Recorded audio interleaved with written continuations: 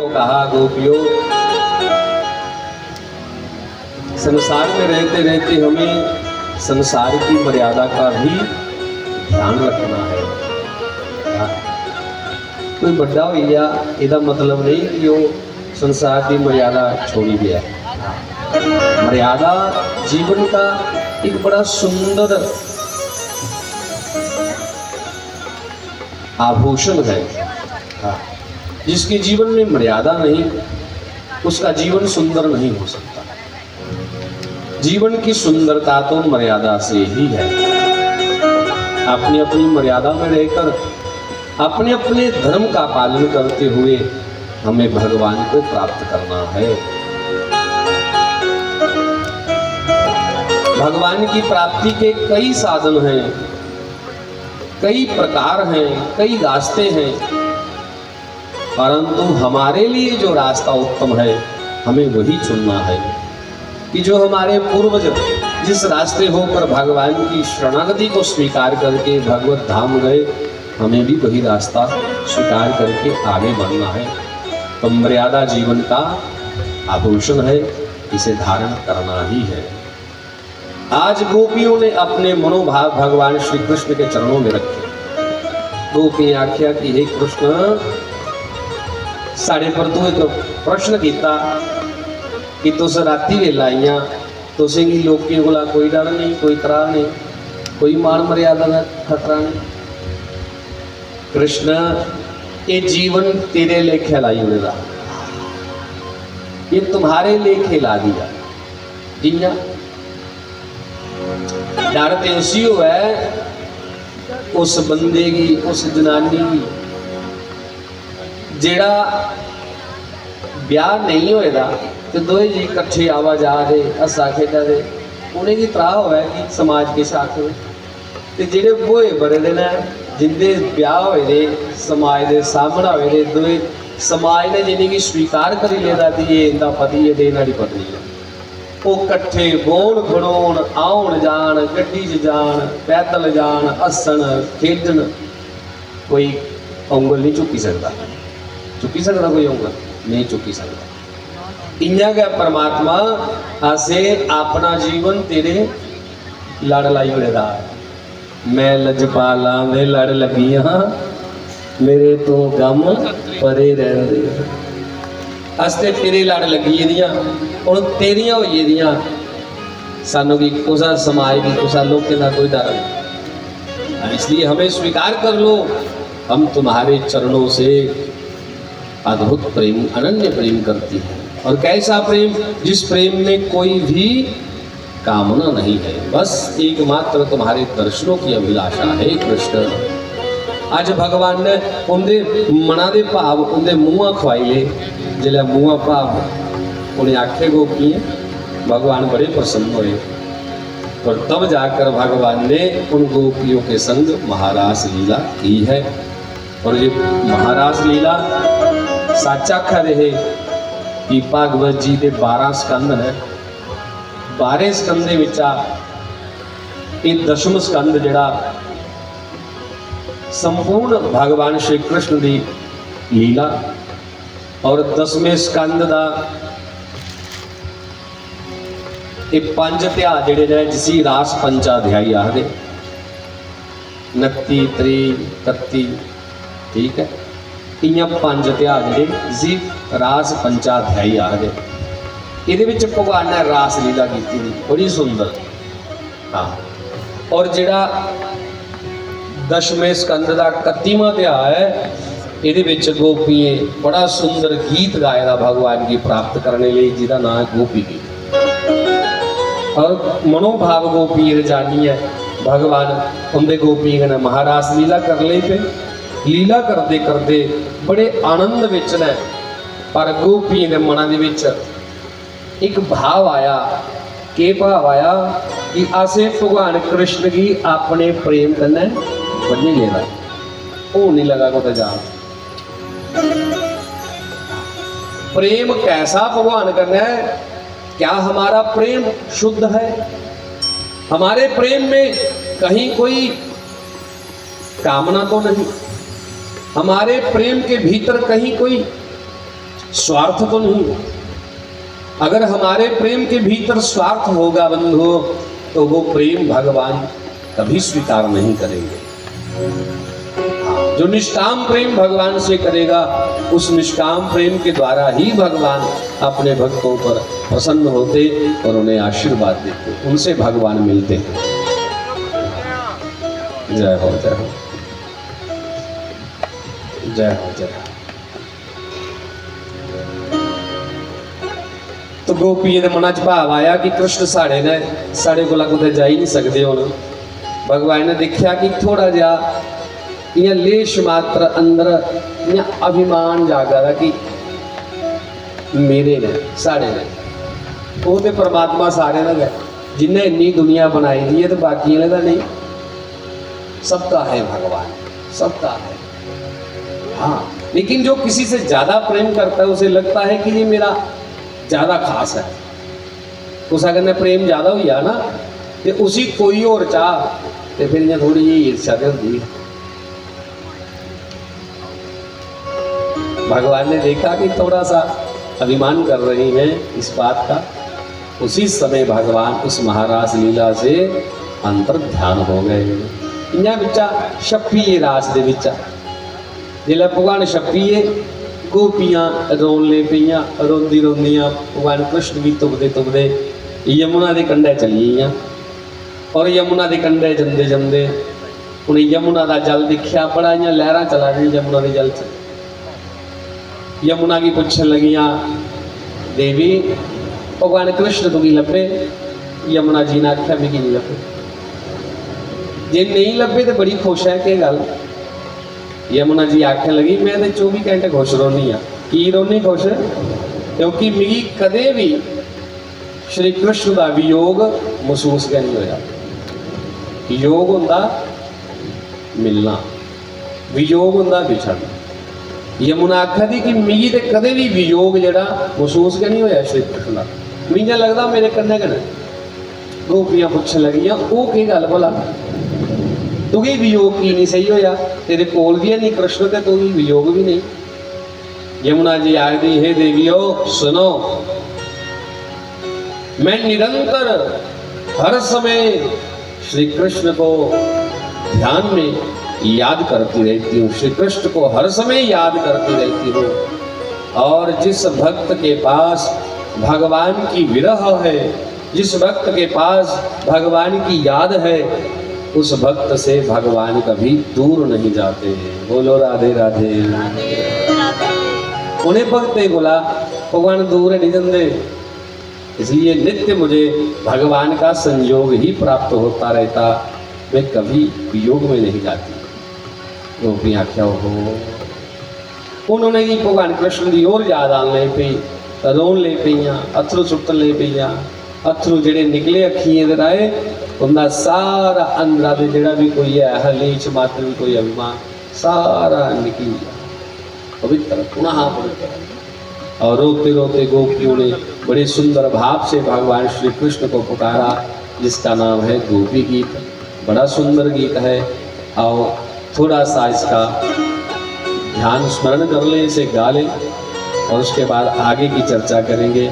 बड़ा सुंदर गीत है गोपी गीत। और संते भी आख्या, भागवत जी भी सुनाते कि जो लोग इस गोपी गीत का नित्य पाठ करना, उन्हें की भगवान श्री कृष्ण के दर्शन अवश्य जरूर होंगे। बोलो श्री कृष्ण भगवान की जय। जयति तेधिकं जन्मना प्रजः, शयत इंदिरा शाश्वत रहे। काली सेवा सार्वजनिक दैत देश का भिक्षुकावका, स्वयदृका स्वाविचिन्वते।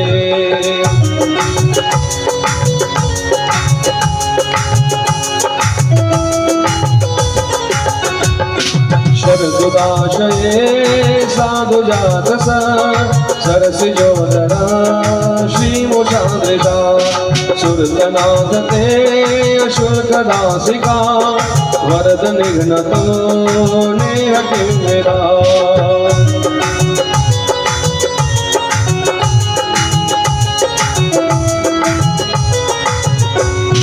विश्लापयाद व्याल राक्षसार वर्ष मारुताद वैद्युतानला विश्वयातयाद विश्वतो भयाद विश्वते वयो रक्षितामो नखलु गोपिका नंदनो भवान अखिल देहिनामन्तरात्मदिक विघ्न साधितो विश्वगुप्तये सगो देवा सर्वकामुले।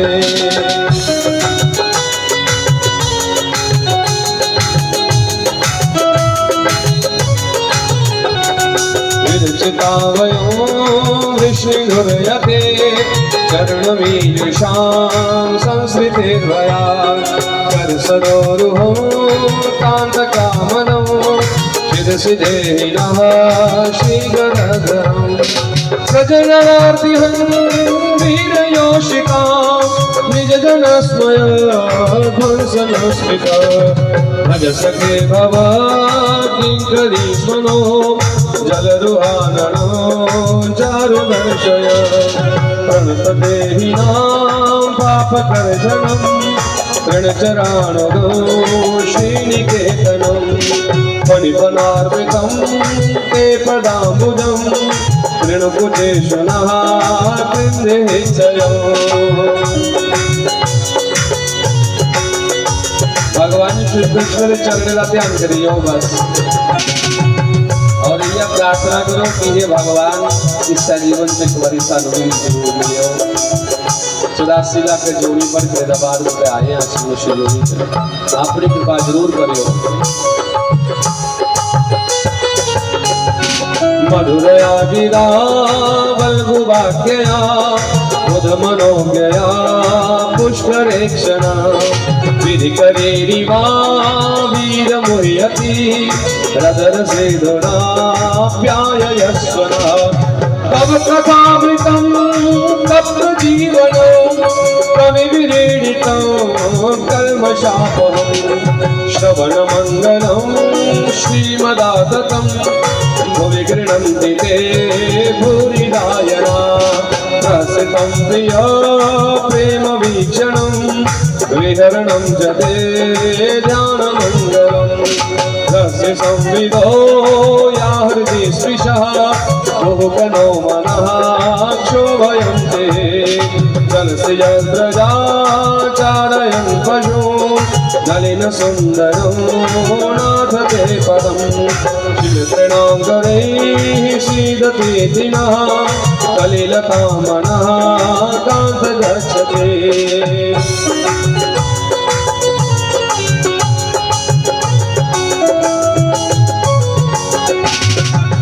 परीक्षये नीलकुन्तले वनरुहाननं बिभ्रदावृतं गणरजस्वलं दर्शयन् मुहुर्मनसि नास्मरो वीरजज्जसे प्रणतकामदं पद्मजार्चितं धरणिमण्डनं ध्येयमापदे चरणपङ्कजं शन्तमं च ते रमणनास्तनेश्वरपयादिहं सुरतवर्धनं शोकनाशनं स्वरितवेणुना सुष्ठुचुम्बितम् इतरराघवे स्मारणं नृणा वितरवीरणास्तेधरामृतम्।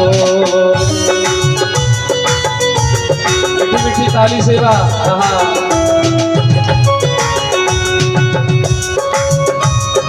अटति यद्भवानन्निकाननं पृथिवीयुगायते त्वां पश्यताम् कुटिलकुण्डलं श्रीमुखं च ते यदुदीक्षतां पक्ष्मचित्रिषां पतिसुतान्वयो भ्रातृबान्धवान् यति विलङ्घ्यते अन्त्यच्युतागरा प्रतिविदस्तवोद्गीतमोहिताः प्रतवयोषितः कस्य देनिशे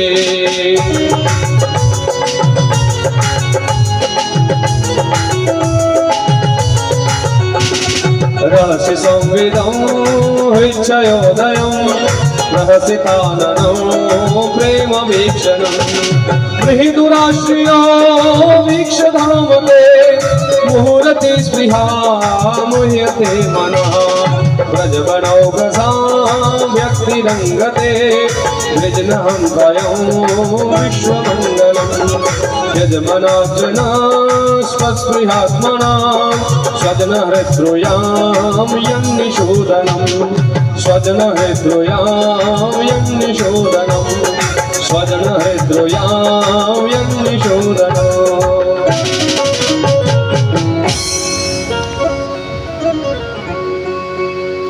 यद्दे सुजातचरणा गुरुस्तनेषु भीताः शनैः प्रियदधि महिकर्कशेषु तेनाटवीमटसि तद्व्यथते न ऊर्पादिभिर्भ्रमति धीर्भवदायुषां नः ऊर्पादिभिर्भ्रमति धीर्भवदायुषां नः श्रीशुक उवाच इति गोप्यः प्रगायन्त्यः प्रलपन्त्यश्च चित्रधा रुरुदुः सुस्वरं राजा कृष्ण दर्शन लालसा कृष्ण दर्शन लालसा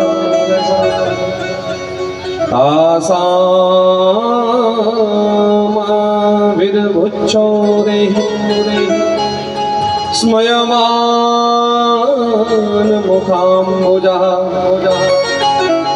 पीताम्बरधरा सृग्वी साक्षान्मन्मथ मन्मथः पीताम्बरधरः सृग्वी साक्षान्मन्मथ मन्मथः।